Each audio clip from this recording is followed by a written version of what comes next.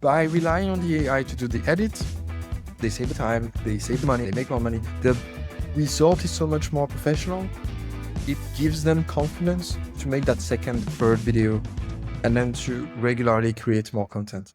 Join Panita where we talk on the Techful Founder podcast. Empower your startup journey as a non-technical founder with actionable insights of successful entrepreneurs. Your AI tool, OneTake AI, automates video editing. What's the biggest misconception that entrepreneurs have about AI-powered content creation?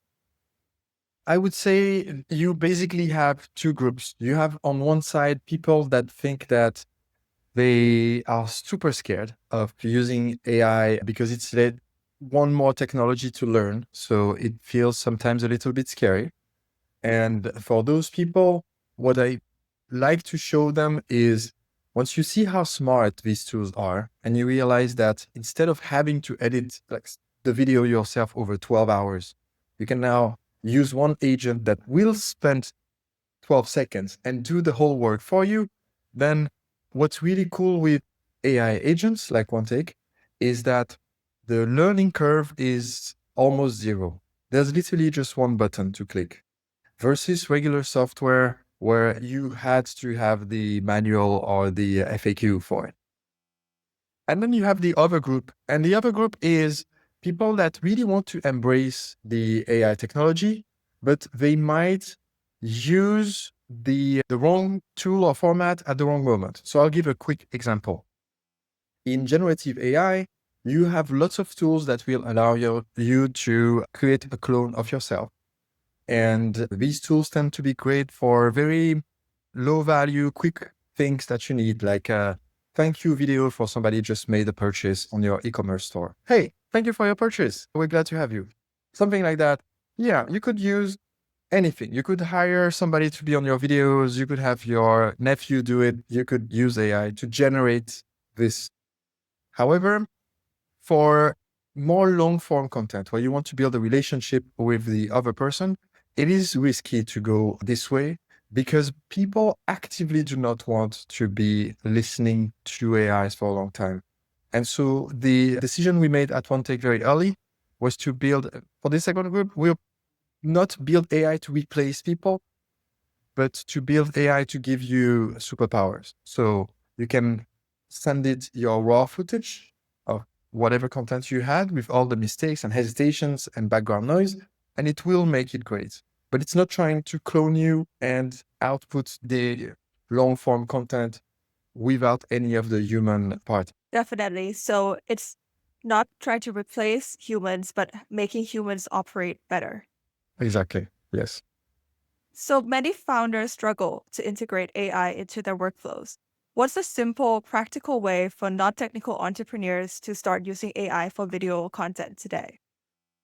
Okay. So if somebody wants to grow a business from scratch and maximize the use of AI, I would say consider it as if you had hired a super smart intern.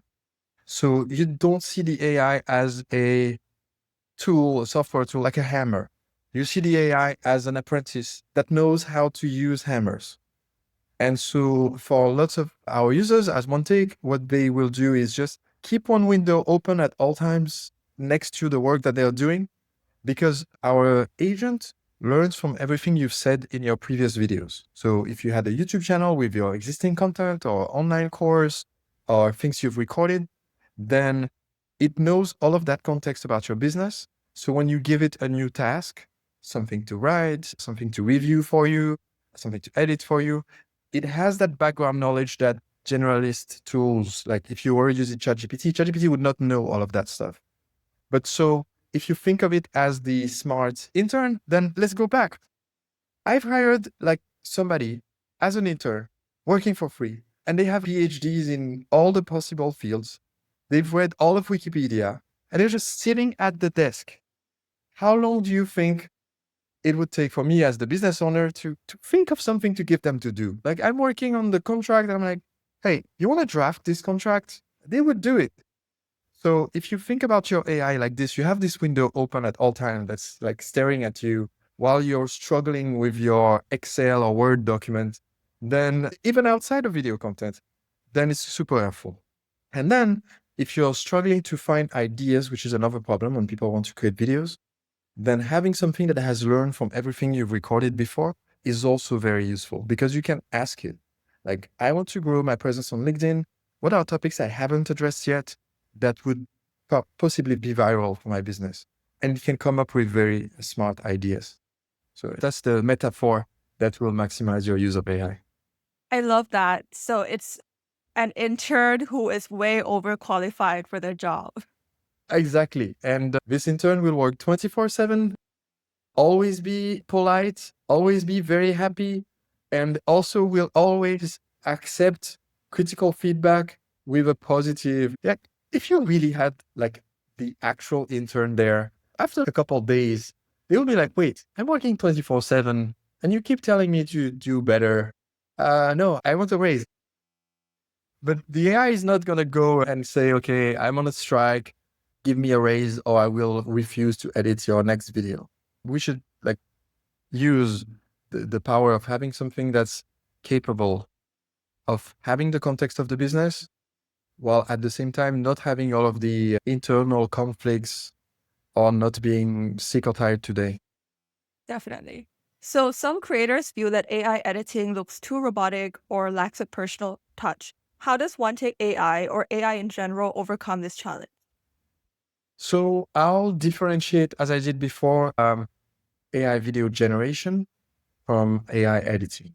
For video generation, it is true that when you create those visual clones, they tend to be robotic. On our side, the only place where we do use the cloning ability is when you translate a video. If you recorded your video in English, but you want to address a Brazilian audience, then we will take your original English video, translate it to Portuguese, use your voice to have you speak Portuguese, and then re-edit the facial expressions to match the new language while keeping the entire body language of the person. So this way, we are not making it look robotic. If we were completely like adding a 3D avatar of yourself, that would be like they are very imperfect today. But by keeping the body language, we make sure that for the Brazilian audience, it looks like you're really speaking fluent Portuguese. And then on the editing side, what our AI does is it makes its editing choices based on your original content. So it will edit the video differently if you are filming an Instagram reel out on vacation and sending it to customers, or if you're doing a masterclass where you're drawing on a whiteboard or things like that, its editing choices will be different. So the editing is less formulaic. And also, if you give it feedback and say, actually, I want less text visible on screen, or I want a different color scheme, it remembers that for the next time. So that saves you time and also makes things closer to your brand every time.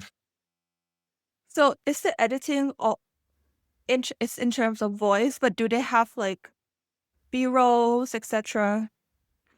What our AI does is it takes your raw video, it removes the mistakes and hesitations. So you said something twice because you were trying to strike the right tone, or you had a long moment where you were like, what's the next part? It will cut that out. Or you dropped something and said, oh, uh, it will cut this. It removes all of the background noise. For podcasters, it's very important. Sometimes when you record a podcast, you have different audio levels between the interviewer and interviewee. So it will bring everything back to international podcast standard. So that's what it will do first. It's like a pre-editing route. And then from there, it's going to add titles of the important things that you said, add transitions when you switch from one topic to another. And then based on the tone and the rhythm of your video, it composes a custom music track that goes along with this specific video. Because you wouldn't have the same soundtrack for a video where you're a lawyer talking about people's planning their estate versus somebody that's a salsa dance teacher talking about like how to prepare for the Cuba trip. So you need a different soundtrack. So it will compose the right one and enable you to preview it and enable you to extract shorts for social media as well. So if you have a long form video and you want the shorts for social media, it will just give you the best viral segments in the video and not just like a chunk of content, but if you address this topic at the beginning, middle, and end of the long video, it will pick those three segments to put them together to make one short that makes sense and is most valuable for social media. So that's how OneTake edits the video. Basically, we modeled how the video guy or video girl would edit your video, and we taught our AI to do this. Love that. So, AI driven video creation is booming. What are the key trends in AI video production that entrepreneurs should pay attention to in 2025 and beyond? The key trends that an entrepreneur should pay attention for in 2025 and beyond are: one, multi-platform. Today, it's not worth creating one video per platform. The best way is to create one video that you can repurpose or split into chunks for all the platforms. What OneTake does is, if you have one video that you are using for YouTube, which is usually horizontal, it will also give you like the vertical version for YouTube Shorts and TikTok and Instagram, and the audio version for podcast platforms. So you only do the work once, and the AI does the work of enabling you to be multi-platform. The second item is to also go beyond the video. I mentioned going from video to audio, but also for most businesses, especially non-technical founders, need to think through the marketing use of those video assets. So for instance, I will record a video, post it to our YouTube channel or other channels, but it would be smart to give this YouTube video a head start to also email it to our customer list. So by using an assistant contact that learns from what's in the video, instead of writing an email about the video, I can tell the exact same assistant, thank you for the video, I just downloaded it. Now write me an email for my customers about it, so that the email can tease the video and have the link to send people to watch it.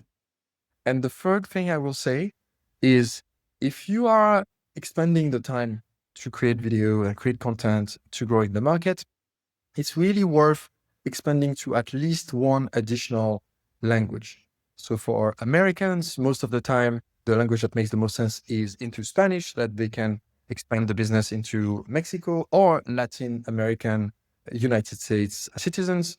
For Europeans, usually it's to go into English.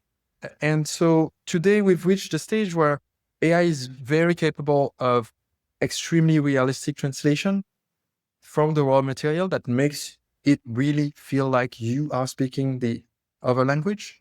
And so the way we do it in OneTake is, if you embed our videos on the website, it will play automatically in the language of the viewer. So French person will see you speaking French, and then somebody from UK will see you speak English, and so on. And if you are posting on different platforms like social media, then in that case, at the time we're talking in 2025, you should have a separate channel per language, but you can use the same content, like just the translated content. But at the time I'm talking, don't put on your Instagram 5 videos that are the same videos, but you have the German and the French and the Spanish and the Italian version, because your followers will get really confused. But if you have those 5 variants of the same Instagram account, then you can use AI to post the translations of each of those. So it's like you get to expand your business without having to hire extra translators or content creators. Exactly. Because hiring people for translations, we have many clients who told us that their budget was in the thousands of dollars per month. For some of them, thousands of dollars per video or per conference that they were translating.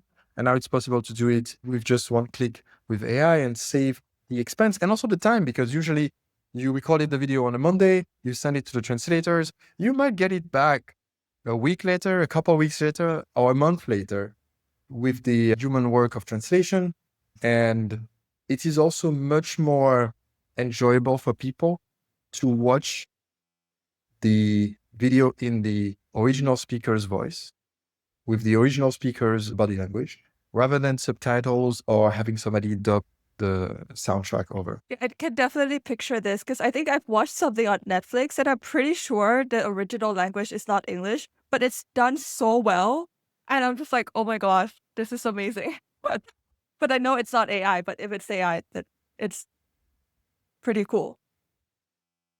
So now it's possible for everybody to access things that were only available to like large budgets. Like you need it to be Netflix, and even Netflix doesn't do it for all of their shows. It's like you need it to Yeah, be Netflix, and then you need it to say, okay, what are the top 5 shows that we can spend a few million on? And now anybody can do it for pennies on the dollar. that's awesome.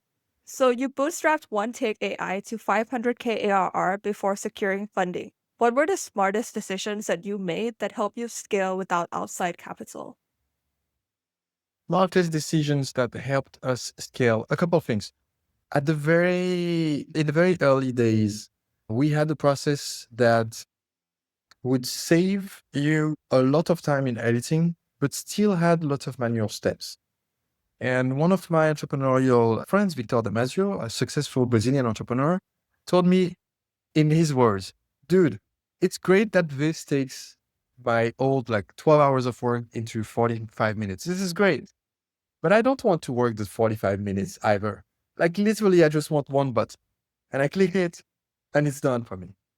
And this is actually what got us to decide to go all the way there, meaning going from being a tool where you still have some work to do to having an agent that's able to do all the work, just as if you just gave it the video to somebody to do and they come back with the final product without you having to intervene at each step.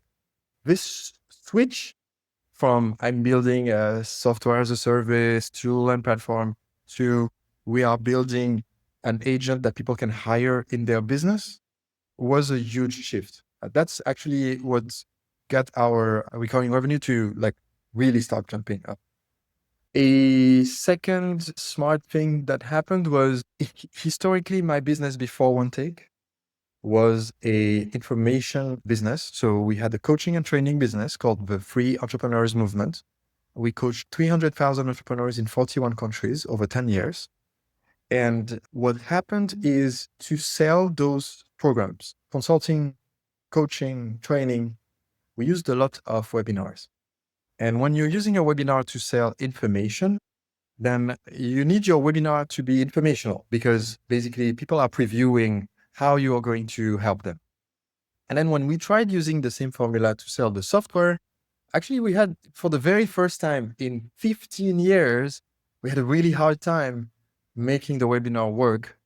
And the reason why is people were coming on the webinar, getting great education, sending lots of comments saying, I loved it. I learned so much. It's so amazing. But when we made the offer for the software, they were like, yeah, no, actually, you just taught me lots of things. I need to think.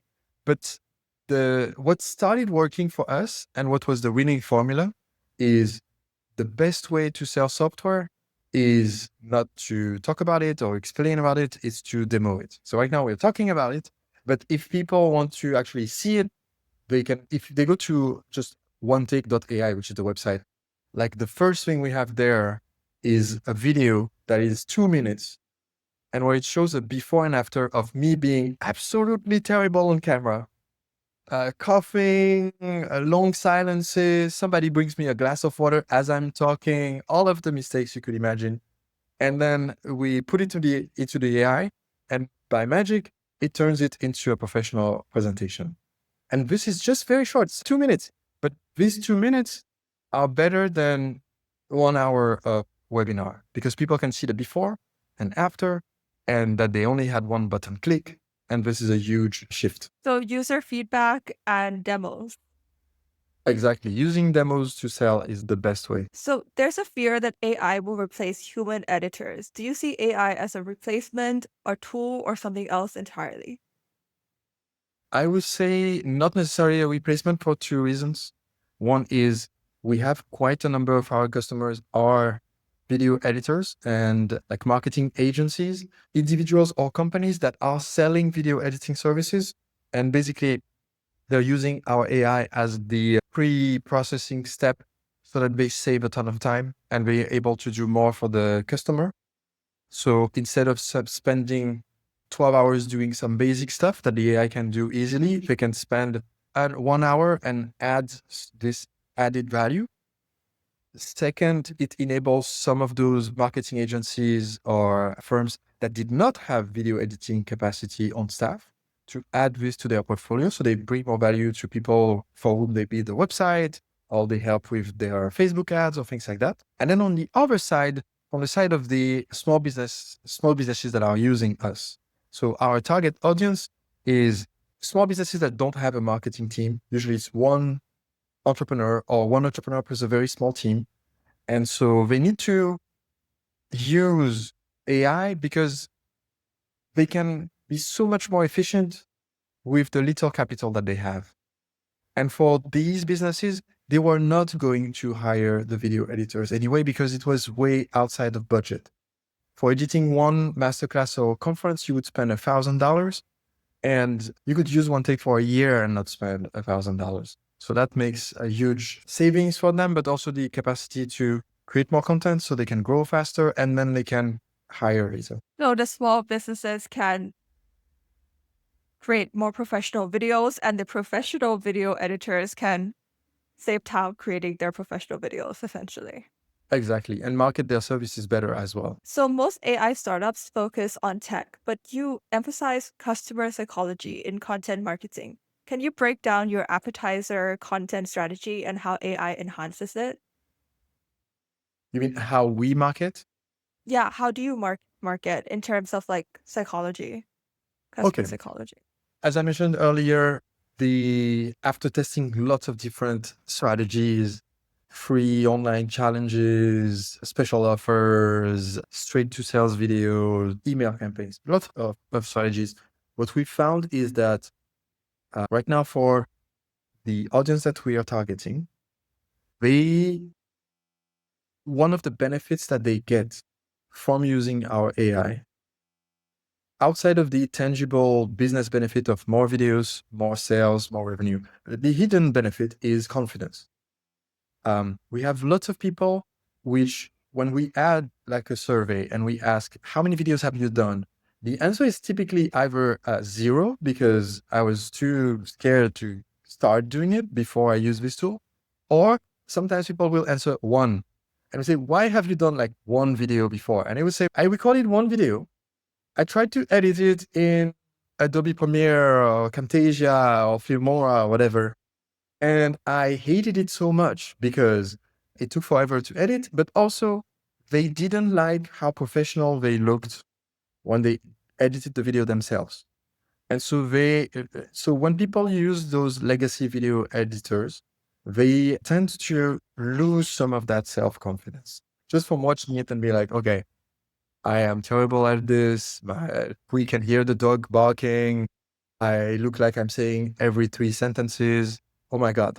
And so by relying on the AI to do the edit, first, they save the time and they save the money and they make more money, but also the result is so much more professional that it gives them confidence to do that, to make that second and that third video, and then to regularly create more content. So that's why in our communication and our marketing, yes, we highlight this time savings, cost savings, money, potential upside for their business, but we also make sure to hit that trigger about self-confidence. You will look more professional, so you will feel more sure of yourself, and that will convert as well into more sales when people watch the video, and you will do more videos. Definitely. I think confidence is a big thing for creators, especially those just getting started. And this sounds like a complete game changer for them. Yeah, I agree.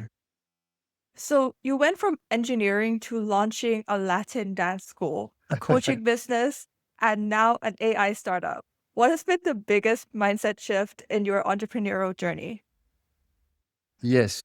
Today, so this is my second startup, like tech startup, but most of my career has been in other fields. I've been a CEO of different types of companies, including, as you said, a software school and a coaching business and a publishing business. And what made those businesses successful, each in turn, was that if you completely take abstraction of what other people in your field are doing, so you don't think of the business in terms of the product of the service or the service itself. You don't think of a salsa dance school as a place where people will buy a salsa class. You forget that thing. And you try to think about what these customers and clients are looking to achieve. What's the benefit we provide? And so that's where you realize people that come to a salsa class, they don't care about 1, 2, 3, 5, 6, 7, and the difference between a mambo and a setentayu. No, they do not care. They come there because they want to have a great time. And they come there because they want to meet new people. So the class should be optimized towards making it fun and maximizing how many times you switch so you dance with new people. And because it's fun, then the goal is achieved.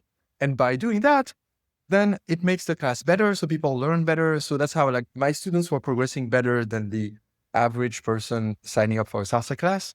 But it was not because we optimized for technique. It was because we optimized for what people came there to get. And this was the same insight that I applied to each of the businesses. Just the example that I gave about making the AI tool. And it's like people don't care really about, they don't want to edit videos. They want to have more videos out there. So if the AI can get them there, have more professional videos out there, then we have won. All about the goal of the user and ensuring that you know what those are, because there is also a possibility that perhaps someone's hypothesis for their business could be wrong, and they need to investigate what the goal of their user is and then meet them. Totally. And if you're starting a tech startup, then you will be wrong with the first hypothesis. We were completely wrong with the first hypothesis, by the way. So I'll tell you how we were wrong and how we fixed it. Our AI edits the videos by using a specific video editing presentation style, which is called neuro video. It's a strategy that was invented by a French scientist. And the way the presentation is done, there are 17 criteria in how you show the text, how you animate it, how often you do a transition, what you show on screen versus not. There's 17 principles there that make the video consumption go up, how much engagement you get and how many comments and how much people take action will go up. And the retention of information will also go up by a significant margin. And so it's a tested method. And initially, we thought that this was what people wanted to get when using our AI. So we thought people are coming in to get the videos to be like to be better so that people consume more of the content and whatever. And I will make a metaphor of that as if you're starting, I come from a Caribbean island called Guadeloupe. And if you started a organic, local, vegan food business there, you would fail because nobody there, it's a sad truth. Nobody there wants to have a meal without meat or fish. Nobody there cares about like the organic part of it. Most of the food is imported. So that business would fail based on this premise.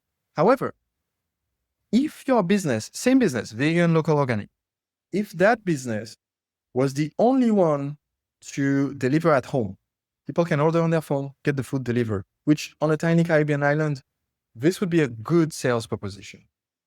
So maybe you still have those beliefs that you want to serve this kind of food. But what people are really buying is, I'm on my sofa, I'm just going to order some food. That's what they are really buying. And so for you, you want to give them the best food, but they want the fastest food. And we shifted not really the product. So we still use the neuroscience principle because we want to give them the best video. But we shifted the marketing. I don't even mention this part in our marketing anymore. It's not even on our homepage. We don't explain the neuroscience principles at all like now. We only explain it's going to do it for you. So don't worry, you can trust it. It does the work in one click. And so that shift also was like got us from not connecting with the market at all to selling exactly the same product, but just a shift in how to present it to match what people were really looking for. So it was because of that feedback from your friend that completely changed everything. Yeah, that was a trigger moment for me. Yes. So AI video editing has evolved rapidly. What was the moment that you realized that this is the future of content creation? The moment was before we even came up with OneTake, because I had been editing the videos myself or hiring a video crew at different times. I think my first video launch for a product was in 2008, July of 2008. And so I've made thousands of videos, masterclasses, interviews, short videos, long videos, you name it. Like I think the longest was probably 10 hours and the shortest was maybe a few seconds. Many different videos for different businesses. And for me, it was very apparent two trends in the market. One, people are going to consume more video in the future than they are doing now because it's only going up. It's the easiest medium to consume, so people will consume more. Two, businesses will want to make more videos to match that demand. When TikTok came up, businesses started to also create content for TikTok. They didn't say, oh, we're going to do TikTok, but okay, we're done creating content for YouTube because we cannot do more. Like, we will create more. So there will be more content consumed, more content created, and people will want to do less work. At some point, you're not going to want to do manually the work for every single platform. So for me, it was obvious that there was going to be this need.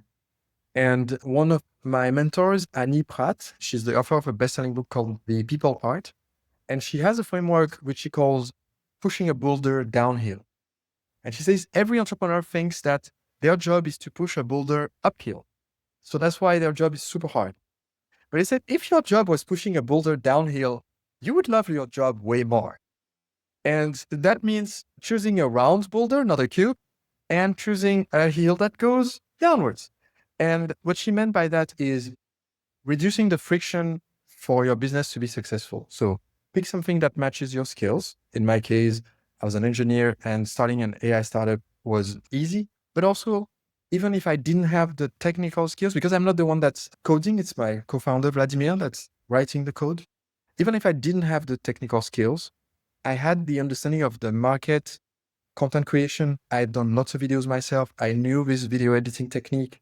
As a non-tech founder, the industry experience and skills that you bring in, that's very important in having the right shaped boulder. Don't go into an industry that you don't know at all and saying this is a big opportunity. That's the cubic, like the cube. You don't want to push the cube. And then finding a market that is growing fast with good gross margins so that just by being in it, because a rising tide lifts all boats, I'm mixing metaphors now, but just by being in that market, you're in the right place at the right time. And so that was the some of the success secrets for OneTake. Definitely. So ensuring that you have domain expertise in whatever you're doing and making sure you're pushing the boulder downhill. So every founder faces setbacks. Was there a pivotal failure or challenge with OneTake AI that ultimately led to a breakthrough? Um, I will say that in early 2024, we were victims of our own success, and that almost killed the company. I'll explain. Imagine you're opening a restaurant and you do a Groupon deal, and Groupon sends you 2,000 people on your first day. You don't want to disappoint those people, so you hire so many waiters, you have to order tons of food and expand like the terrace over like 100 yards each way to be able to serve everybody. But then Groupon might only pay you 2 months later for those sales. So now you're out all the money that was used. Everybody that was already sitting at your restaurant felt pretty annoyed that there was so much wait for the food because there was too many people and so on. And so we had a very similar experience where we launched in early 2024 on a very successful American software platform called AppSumo, because I only heard good things about them. And so I said, okay, well, they offered the deal. So we said yes. And our launch was one of their most successful deals for the year, which was great. But it was great in exactly the same way as the example I share for the restaurant, which is so many people came in. Like we had within the first day and a half, as many new buyers as we had the year before. So when you get like one buyer a day for a year, like 300 additional businesses buying the software, and you go to one new buyer every 6 minutes, that's going to strain all of it, like all the business, the infrastructure, the customer service. So we had to really ramp up everything. This ramp up the cost as well. Existing customers were like, what's going on? Why is everything like feeling a little bit sluggish compared to 2 days ago? And we were victim of our own success. And I think if we had not really scrambled to make the systems more reliable, to communicate with customers a lot, like doing live calls, to do live demos and things like this, then I think it could have been a really terrible time for the company, but we made it. Yes, you did. Yeah, I think I've had another founder, his website went down because he had too many users and then they switched to a wait list and then they got it back running. So you guys are similar. It's scary. It's scary. Yeah. And sometimes as an entrepreneur, if you don't have a lot of experience with, this is not my first rodeo. So it's happened to me before that I did launch and we had way more people than we expected. And so but in the very first launch in 2008, too many people, I got really scared of marketing the product more. But I've learned that lesson, which is, okay, don't be scared. It is a good problem to have. So don't burn out. Just make sure to communicate very actively with customers and keep communicating, but setting the expectations right. Initially, we were getting people from California, but we only had support available on European hours. If somebody's emailing us from California on a Saturday morning, it's not going to work, right? They think it's Friday afternoon. But for us, it's Saturday at 2 a.m. And they're like, why are you not responding? It's business hours. It's business hours in Los Angeles. That is true. But like we needed to also learn to communicate expectations better so that when we were saying we have the live chat, it needed to say we have the live chat at those hours and emails will get an answer within X business days, not like you'll get an instant response on a Sunday. So this was necessary, like lessons to learn. But I think one thing that all founders need to remember is the business itself is just a bunch of pieces of paper and pixels on the screen and bits on some hard drive. Your hard drive, maybe the state's hard drive and your accountant's hard drive. That's basically it. And Google's hard drive. That's basically it. So that's the business. This is pixels and sheets of paper. However, there are humans in there, like the buyers, the customers, the people that wanted to buy and are trying to buy, the team and the customer service team. These are the people and they are important. And you have to think, instead of thinking of things as a business crisis, just have to think of it as, okay, there's a paper crisis, but the solution to the paper crisis is to think about the people and the humans. And we are talking about AI today, but the reason why we're making this technology is so that we can make a better life for the humans, the founder, your family, but also your team, your customers. That's who the AI is for. If we spend too much time agonizing over the business and the tech and the AI, then we are losing track of the main thing. I love that. I think this is a parallel to how you're building OneTake AI. So you're not replacing humans with AI, and it just shows how much you value human communication and you're here to enhance it, which is what you did to resolve that crisis as well. Yes, that's right. Exactly. Thank you so much, Sebastian, for coming on the podcast and sharing all your valuable insights. I'm sure our audience will appreciate it. Thank you so much, Panida. And earlier I mentioned our website, which is OneTake.ai, but we just created a page where people can just use it for free on a video and even translate a video to give it a try. So instead of going to the main website and having to sign up to use it, to pay something to use it, this is new. This is like a gift. But if they go to try.onetake.ai, then they're able to just upload something and see it in action, because we just said that seeing the demo is the most powerful way. So that's how we do it. Awesome. Thank you so much. Thank you.